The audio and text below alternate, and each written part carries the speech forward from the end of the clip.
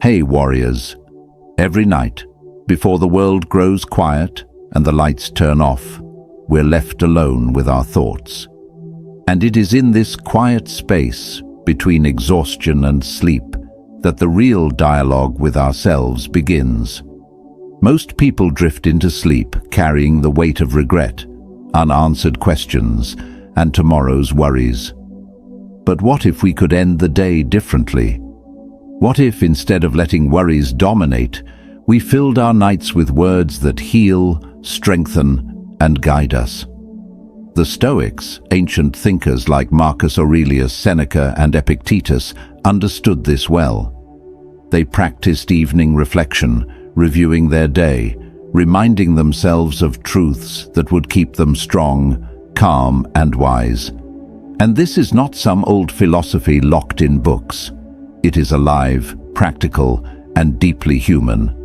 Between the ages of 20 and 55, life often feels like a storm, chasing careers, building families, facing losses, carrying responsibilities.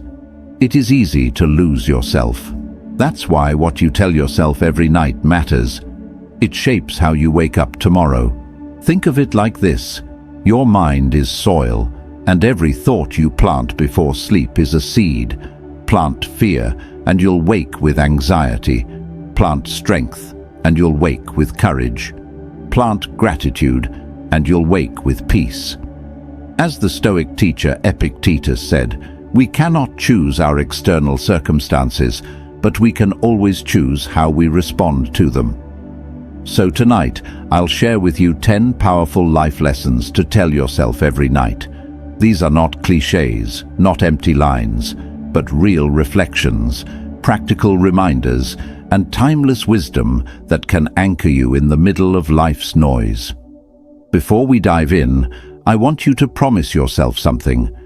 Do not just listen to these lessons, live them. Reflect on them. Repeat them silently as you lay in bed. Let them sink into your heart. If you find these lessons meaningful, make sure to like this video, share it, and subscribe to the channel. Drop this in the comments. I plant seeds of strength every night. Now let's begin. Number 1. You are responsible for your life. When the day ends and you are lying in silence, remind yourself, I am responsible for my life.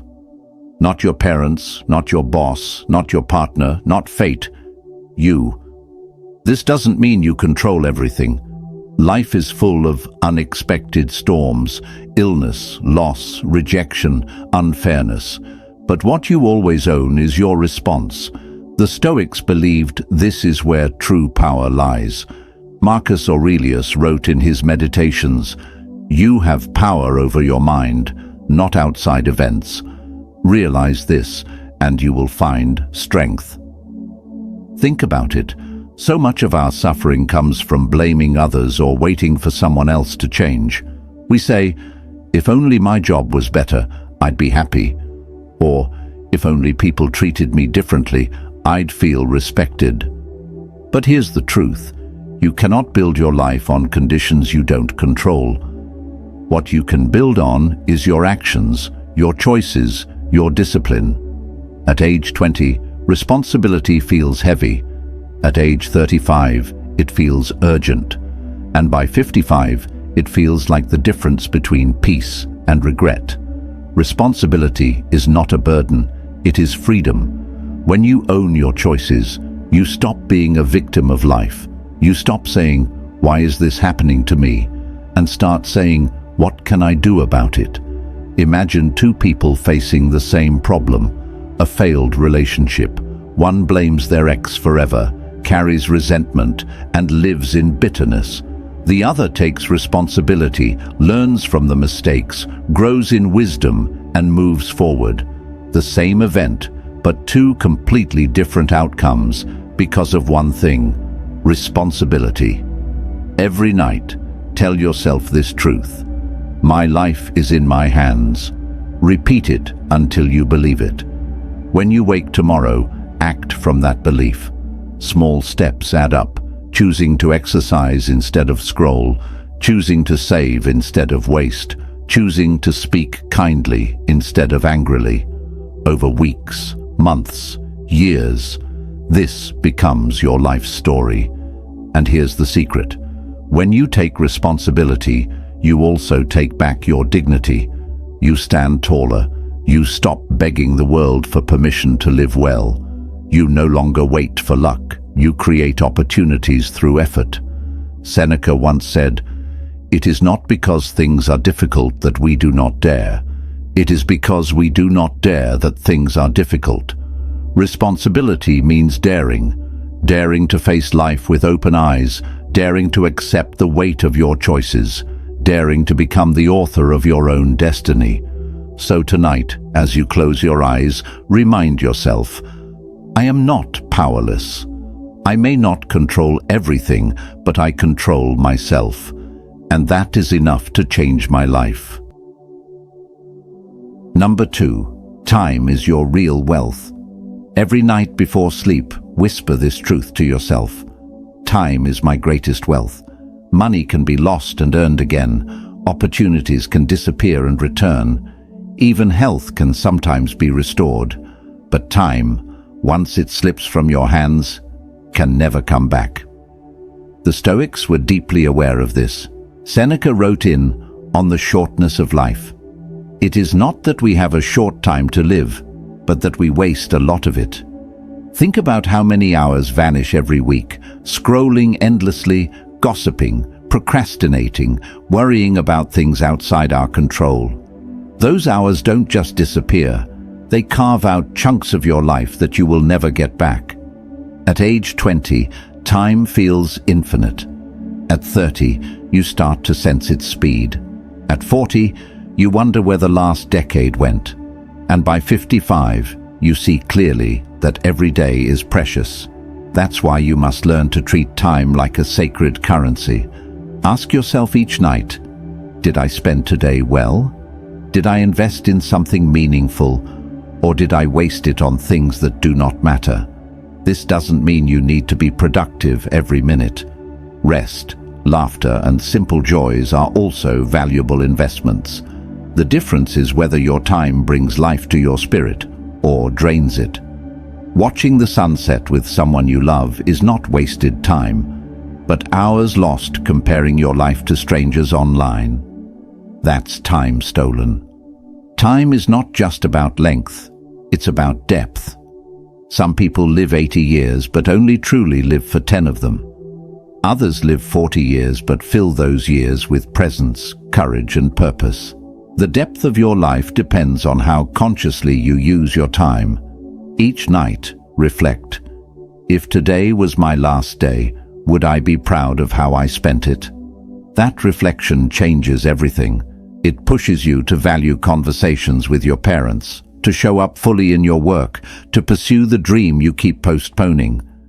It also helps you let go of small annoyances, because in the bigger picture, they are not worth your limited time. Marcus Aurelius reminded himself daily, you could leave life right now. Let that determine what you do, say, and think. This isn't meant to scare you. It's meant to free you. When you know your time is limited, you stop wasting it on pettiness. You start focusing on what truly matters: love, growth, courage, kindness, contribution. So every night, whisper this lesson to yourself. I will guard my time as my greatest treasure, because how you spend your days is how you spend your life. Write it below and remind yourself daily, my time is my true wealth. Number 3, let go of what you cannot control. When your head touches the pillow, tell yourself, I release what I cannot control. So much of our suffering comes from holding on to things outside our hands. We worry about other people's opinions, about tomorrow's uncertainties, about outcomes we cannot fully shape. And yet every night the truth remains the same. There are things you can control and things you cannot.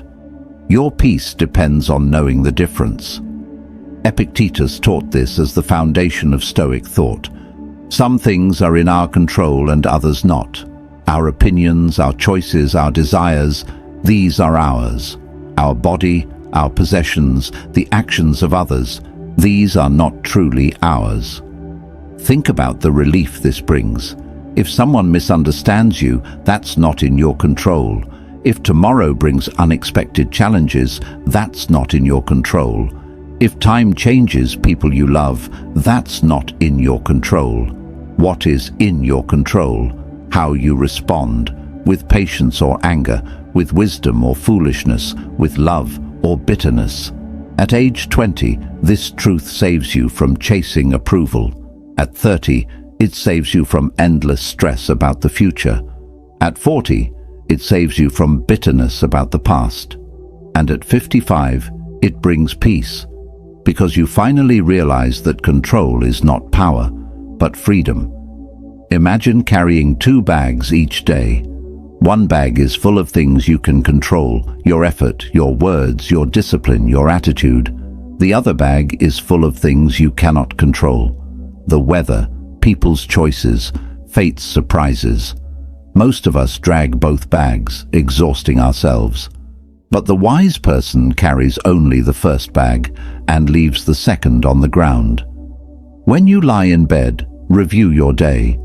Did I waste energy fighting what I couldn't change? Did I try to control people instead of myself? Did I spend my mental strength on the storm or on steering my own ship? These questions help you release the weight you don't need to carry. Letting go doesn't mean you don't care. It means you stop hurting yourself over things beyond you. If a storm comes, you cannot stop the rain, but you can prepare your roof, you can light a candle, you can share warmth with someone inside. That is control enough. Seneca once wrote, "We suffer more in imagination than in reality." Most of the pain we feel is not from life itself, but from our resistance to it. By letting go, you don't become passive. You become lighter, freer, ready to face tomorrow with energy instead of exhaustion. So tonight, tell yourself, I did what I could. I let go of what I couldn't, and that is enough. This one reflection can ease your heart, relax your body, and carry you into a peaceful sleep. Number 4, gratitude turns ordinary days into riches. Each night before sleep takes you, whisper, I am grateful for what I have. Gratitude is not just about saying thank you. It's about training your eyes to see blessings where others see nothing. The Stoics believed this practice was the secret to inner peace. Marcus Aurelius wrote, "When you arise in the morning, think of what a privilege it is to be alive, to think, to enjoy, to love. And if this is true in the morning, it is just as powerful at night." Gratitude doesn't mean life is perfect. It doesn't mean you ignore struggles. It means that even inside difficulties, you notice light. If you had food today, you are richer than millions. If you had someone to talk to, you are not alone. If your body carried you through another day, you are blessed beyond words. At age 20, gratitude protects you from envy. At 35, it reminds you to value what you've built. At 50, it gives peace when life doesn't look like the picture you once imagined. Gratitude transforms your perspective and with it, your reality. Think of it this way. 2 people can live the same day. One focuses only on what went wrong, traffic, deadlines, disappointments. The other focuses on what went right, the kindness of a stranger, a meal enjoyed, a moment of laughter. The day was the same, but the life experience was completely different.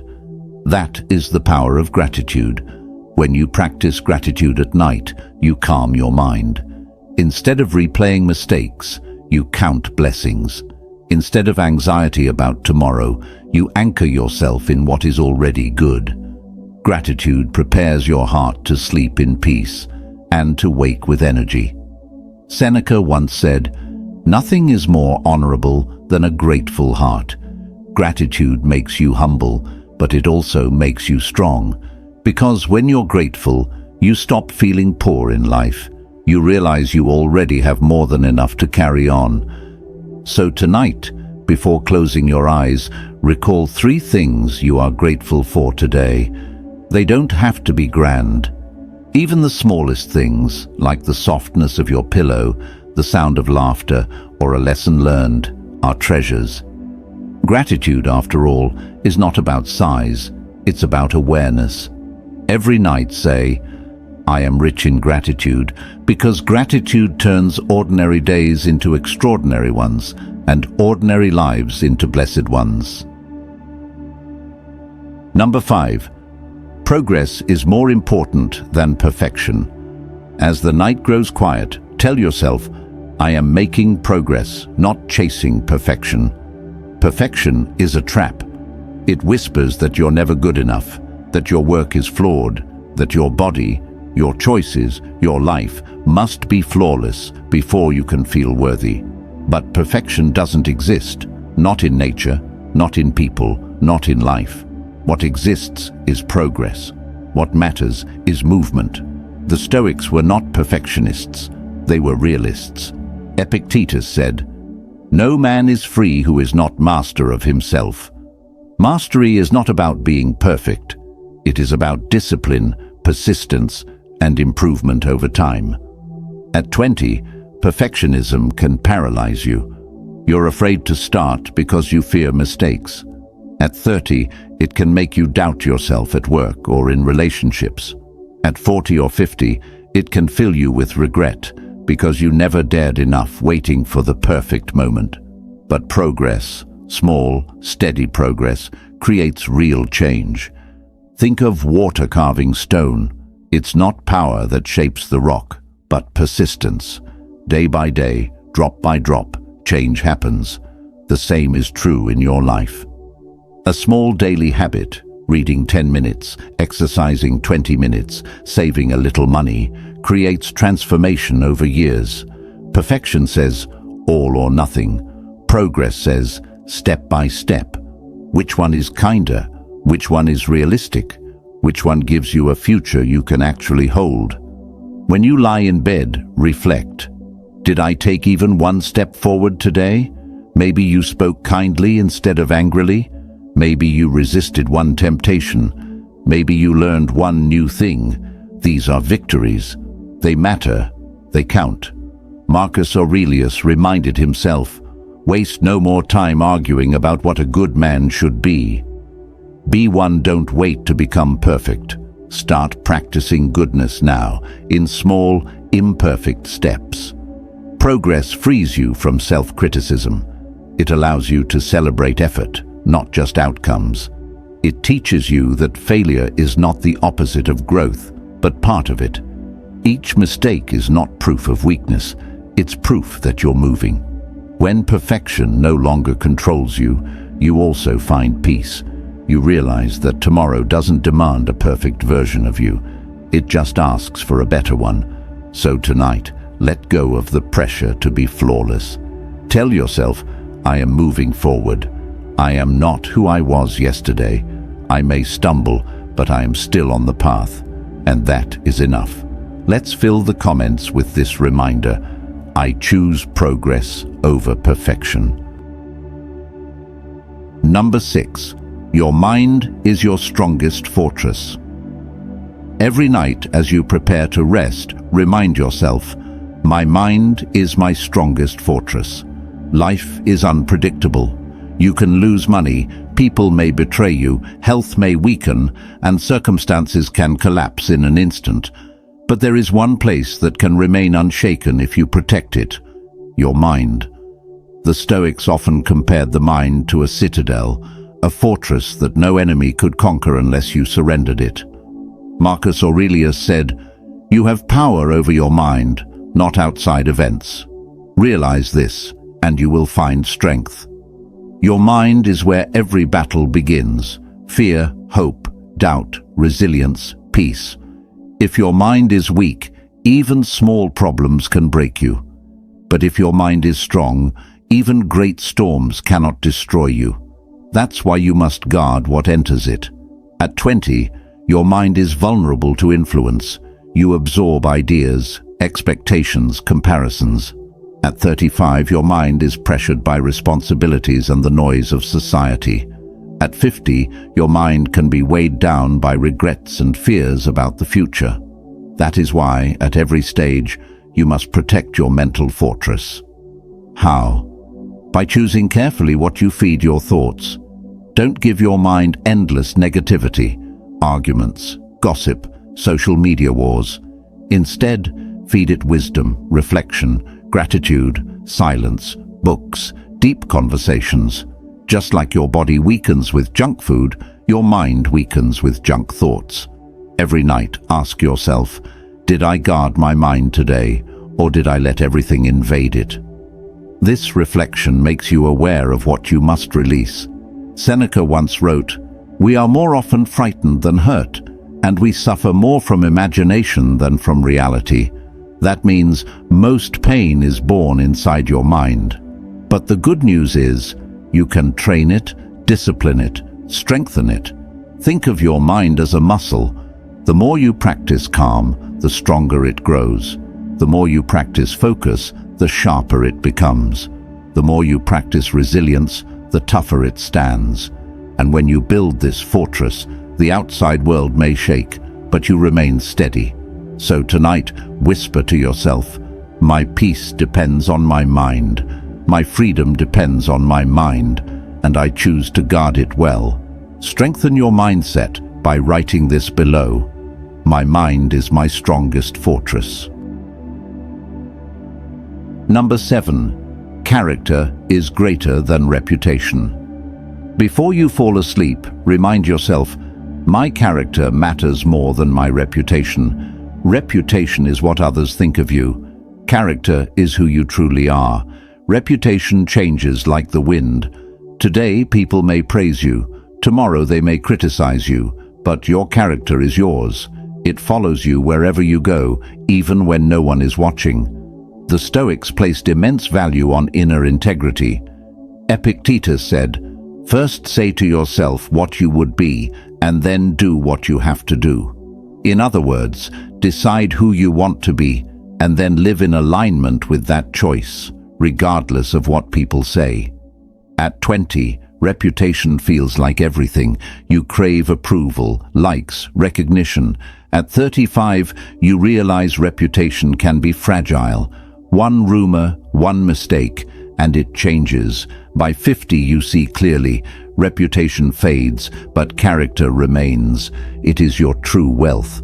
Character is built through daily choices, keeping promises, speaking truth, acting with kindness, standing firm in your values. Reputation may open doors, but character keeps them open. Reputation may bring applause, but character brings respect, the kind that lasts. Think about this. The world often rewards the appearance of goodness, not goodness itself. But when you lay in bed at night, you cannot lie to yourself. You know if you lived honestly. You know if your actions matched your words. That quiet knowledge is worth more than any applause. Seneca once wrote, "What is the good of having a fine house if you have not got a tolerable character to put in it?" This means your outer success means nothing if your inner self is weak or corrupted. Each night, reflect. Did I act in line with my values today? Did I keep my word? Did I choose integrity over convenience? These questions are not about judgment. They are about growth. They help you see where you must strengthen your character tomorrow. When you prioritize character over reputation, you free yourself. You no longer live as a prisoner of others' opinions. You live authentically, rooted in values, not vanity. And over time, your reputation naturally aligns with your character.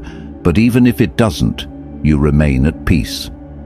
Marcus Aurelius reminded himself, "If it is not right, do not do it. If it is not true, do not say it." This is character, simple and pure. So tonight, tell yourself, I will not chase approval. I will build character.